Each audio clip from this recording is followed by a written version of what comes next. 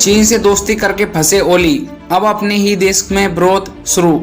कभी चीन का गुणगान करने वाले नेपाल को अब अकल आ रही है। चीन ने पहले उसके साथ दोस्ती का हाथ बढ़ाया और फिर उसकी ही जमीन पर कब्जा करना शुरू कर दिया, जिसके बाद नेपाल में विपक्षी पार्टियों ने ओली सरकार को नेपाल की जमीन हड़पने वाले चीन के प्रति नरम रुख पर घेरना शुरू कर दिया है। विपक्ष ने कहा कि चीन से नेपाल की जमीन बचाई जाए।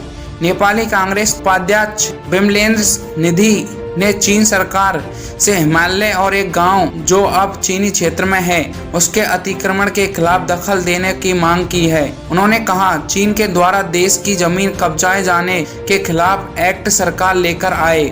विमलेन्द्र निधि ने ट्वीट करते हुए अपने देश की सरकार से मांग की है कि वह चीन की कारस्तानियों पर ध्यान दें। सरकार को चीन के द्वारा हिमालय के कुछ हिस्सों और नेपाल के एक गांव पर कब्जे के मामले को देखना चाहिए। उन्होंने चीन की गतिविधियों को आपत्तिजनक बताते हुए सरकार से इस पूरे मामले पर जवाब की मांग की है।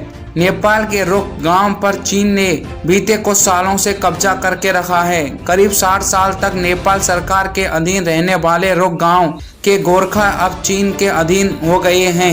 लगभग 72 घरों में रहने वाले निवासी अपनी मूल पहचान के लिए लड़ रहे हैं। इससे यह भी पता चलता है कि कैसे नेपाल के वर्तमान शासन ने चीन के सामने घुटने टेक दिए हैं और अब वे भारत विरोधी बयानों और भारत विरोधी गतिविधियों का सहारा ले रहे हैं। रुख गांव के अलावा चीन ने नेपाल के 11 स्थानों पर कब्जा कर लिया है। चीन की सीमा से सटे नेपाल के 4 जिलों में लगभग 36 हेक्टेयर भूमि पर चीन के अवैध रूप से कब्जा कर लिया है, लेकिन अभी तक नेपाल सरकार इस बारे में चुप्पी साधे हुए है।